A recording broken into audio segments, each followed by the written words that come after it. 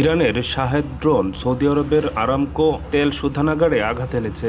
এ হামলার পর সৌদির আরামকোর রাস তানুরা রিফাইনারি কার্যক্রম বন্ধ রয়েছে। হামলার পর স্থাপনায় আগুন লাগে, তবে আগুন সীমিত ছিল। দ্রুত আগুন নিয়ন্ত্রণে আনা হয়। এখন পর্যন্ত কোনো হতাহতের খবর পাওয়া যায়নি। মধ্যপ্রাচ্যে উত্তেজনা বাড়ছে।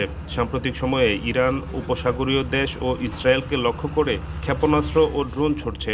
এর আগে ওই অঞ্চলে আন্তর্জাতিক বিমান হামলা হয়েছিল। এ পরিস্থিতির মধ্যেই সৌদি আরবের রাস তানুরা রিফাইনারিতে ড্রোন হামলা হলো। রাস তানুরা সৌদি আরবের পূর্বাঞ্চলে অবস্থিত। এটি সৌদির আরামকো পরিচালনা করে। এটি বিশ্বের বড় ও গুরুত্বপূর্ণ তেল রফতানি কেন্দ্রগুলোর একটি।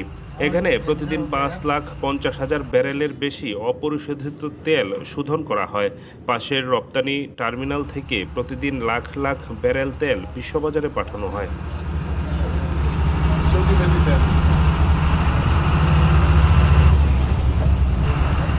और डेंजर हो गया यार।